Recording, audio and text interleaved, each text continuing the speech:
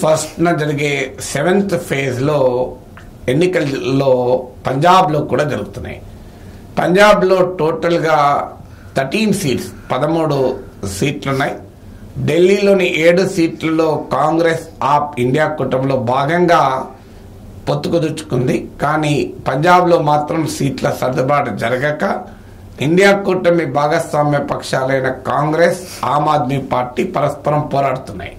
కారణం ఏంటంటే last 2.5 years క్రితం జరిగిన అసెంబ్లీ ఎన్నికల్లో ఆమ్ ఆద్మీ పార్టీ కాంగ్రెస్ని ఓడించి అధికారంలోకి వచ్చింది. అందువల్ల తమ సుప్రమసీ ఉండాలని ఆప్ కోరుకుంటోంది. కానీ లాస్ట్ పార్లమెంట్ ఎన్నికల్లో 2019 లోక్సభ ఎలక్షన్లో 13 సీట్లుంటే పంజాబ్లో 13లో 8 కాంగ్రెస్ గెలుచుకుంది. ఆప్కు కేవలం 1 సీటే వచ్చింది. శిరోమణి అకాలీదళ్కు 2 సీట్లు, బీజేపీకి 2 సీట్లు వచ్చాయి. 2019లో ఈ 2 పార్టీలు కలిసి పోటీ చేశాయి. అందువల్ల ఆప్ కోమో రాష్ట్రంలో అధికారంలో ఉంది. రాష్ట్రంలో కాంగ్రెస్ పార్టీని ఓడించి భారీ మెజారిటీతో 90కి పైగా ఎమ్మెల్యేలు తెచ్చుకున్నారు. కాంగ్రెస్ కోమో సిట్టింగ్ ఎంపీలు 8 సీట్లు ఉన్నాయి. అందువల్ల రాష్ట్రంలోని ఈ ప్రత్యేక రాజకీయ పరిస్థితి వల్ల ఇండియా కూటమి భాగస్వామ్య పక్షాల మధ్య అలియన్స్ కుదరదు, సీట్ అడ్జస్ట్మెంట్ కుదరలేదు, విడిగా పోటీ చేస్తున్నాయి. లాస్ట్ టైం నేను చెప్పినట్లు కాంగ్రెస్ పార్టీకి 41% ఓటింగ్ వచ్చింది. 8 సీట్లు టోటల్ 13లో 8 గెలుచుకున్నారు. ఇక ఆమ్ ఆద్మీ పార్టీ పార్లమెంట్ ఎన్నికల్లో ప్రభావం చూపలేదు. Aam Aadmi party general trend ఇది. ఢిల్లీలో కూడా అసెంబ్లీ ఎన్నికల్లో తిరుగులేని విజయాలు ఆప్ సాధిస్తుంది.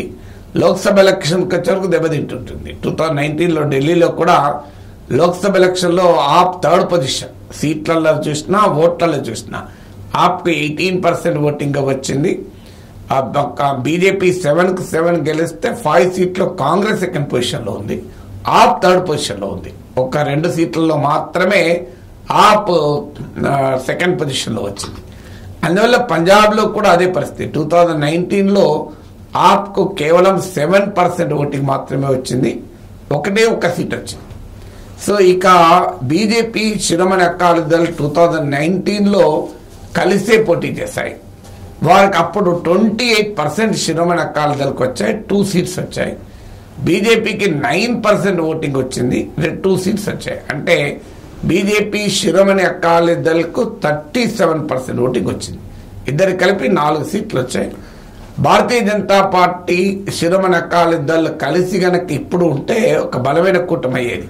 ఎందుకంటే లాస్ట్ 2019 ఎలక్షన్ చూసినా 41% కాంగ్రెస్ ఉంటే బీజేపీ, ఎస్ఏడి, శిరోమణి అకాలీదళ్ కలిపి 37% ఉంది. కానీ ఈసారి కాంగ్రెస్, బీజేపీ, శిరోమణి అకాలీదళ్, ఆమ్ ఆద్మీ పార్టీ ఈ 4 విడివిడిగా పోటీ చేస్తున్నారు. సో ఈ 4 కాదు, మీకు బహుజన్ సమాజ్వాద్ పార్టీ బీఎస్పీ వాస్తవంగా పంజాబ్ కన్షీరామ్కు పుట్టిన రాష్ట్రం. చాలా మంది తెలియదు, కన్షీరామ్ యూపీ వారు అనుకుంటారు, కానీ కన్షీరామ్ పంజాబ్ అతను. అందువల్ల కన్షీరామ్ పుట్టిన స్టేటు. అక్కడ దేశంలోనే హైయెస్ట్ దళిత్ పాపులేషన్ ఉంది పంజాబ్లో. చాలా మంది దళిత్ పాపులేషన్ కూడా యూపీలో ఎక్కువ ఉంది అనుకుంటారు. సో మొత్తం పంజాబ్ పాపులేషన్లో 32% దళిత్. దళిత్ అంటే హిందూ దళిత్ ఉండొచ్చు, సిక్ దళిత్ కూడా ఉండొచ్చు. 32%, అందుకే ఇది హైయెస్ట్. దానికి కోసమే కాంగ్రెస్ ఆ సోషల్ ఇంజనీరింగ్లో భాగమే అమరేందర్ సింగ్ పార్టీ నుంచి వెళ్ళిపోయాక చరణ్జీత్ సింగ్ చెన్నీ దళిత్ నాయకుడిని చీఫ్ మినిస్టర్ చేశారు. సిద్ధు పోటీ పడ్డా, సునీల్ జాకర్ పోటీ పడ్డా, చరణ్జీత్ చెన్నీ చేశారు. కానీ అమరేందర్ సింగ్, సిద్ధు, చరణ్జీత్ సింగ్ చెన్నీ, సునీల్ జాకర్ మాజీ పిసిసి అధ్యక్షుడు, ఈ 4 స్తంభాలు ఆడి పంజాబ్లో కాంగ్రెస్ పార్టీని తీసుకుపోయి బియాస్ నదిలో కలిపేశారు. సో అలా కాంగ్రెస్ పార్టీ ఓటమికి 4 స్తంభాలాట కారణమైంది. అందువల్ల ఈసారి బీఎస్పీ దళిత్ ఎజెండాతో పంజాబ్లో మొదటిసారిగా అన్ని సీట్లకు 13 లోక్సభ సీట్లకు బీఎస్పీ పోటీ చేస్తుంది. అలాగే శిరోమణి అకాలీదళ్ అమృత్సర్ అన్న పేరుతో సిమ్రాన్జిత్ సింగ్ మాన్ నాయకత్వం. ఇతను సిక్ అతివాది, కాస్తంత వేర్పాటువాదానికి అనుకూలంగా ఉంటాడు. సిమ్రాన్జిత్ సింగ్ మాన్ సిక్ హార్డ్లైనర్, అతను కూడా అభ్యర్థిని నిలబెట్టాడు.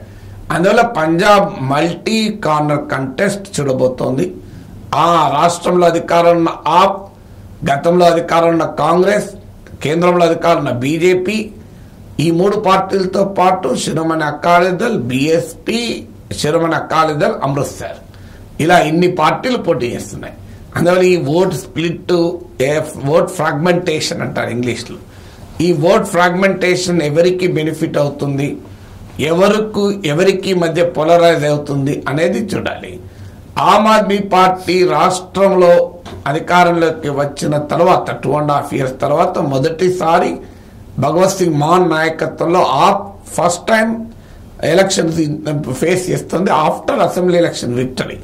అందులో ఒక రకంగా ఆమ్ ఆద్మీ పార్టీ 2.5 ఏళ్ల పాలన పైన ఇదొక ప్రజల తీర్పుగా కూడా ఉండవచ్చు. అఫ్ కోర్స్ రాష్ట్రంలో అసెంబ్లీ ఎన్నికలకు ఆ పర్ఫార్మెన్స్ కు, పార్లమెంట్ ఎన్నికల ఆ పర్ఫార్మెన్స్ కు సంబంధం ఉండదు గనక ఇది తమ పాలన పైన రెఫరెండం కాదు అని ఆప్ అంటుంది. దాంట్లో న్యాయం కూడా ఉంది.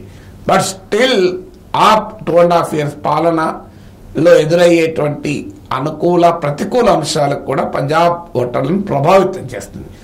ఆమ్ ఆద్మీ పార్టీ ప్రధానంగా అరవింద్ కేజ్రీవాల్ అరెస్టును ప్రధాన అంశంగా మార్చుకొని ఈ ఎన్నికల్లో పోటీ చేస్తుంది. అలాగే ఈ 2.5 years పాలనలో తాము చేసిన పనులను కూడా చెప్పుకుంటోంది ఆమ్ ఆద్మీ పార్టీ. కాంగ్రెస్ పార్టీ ఏంటంటే రాష్ట్రంలో ఆ ప్రభుత్వం ఉంది, కేంద్రంలో బీజేపీ ప్రభుత్వం ఉంది. ఈ రెండు పార్టీల పట్ల ప్రజల వ్యతిరేకత, ముఖ్యంగా రైతాంగ వ్యతిరేకతను ఆయుధంగా చేసుకోవాలి అన్నది కాంగ్రెస్ ఆలోచన.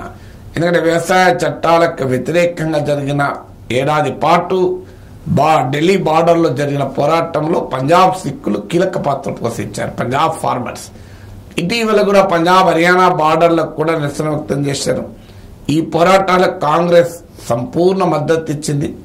అందువల్ల రాష్ట్ర ప్రభుత్వము, కేంద్ర ప్రభుత్వ విధానాల పట్ల ఫార్మర్స్ లో ఉన్నటువంటి వ్యతిరేకతను వెపన్ గా మార్చుకుని ఎక్కువ సీట్లు గెలుచుకోవాలన్నది కాంగ్రెస్ ప్రయత్నం. ఎందుకంటే కాంగ్రెస్ 8 seats ఉన్నాయి ఇక్కడికి వెళ్ళి.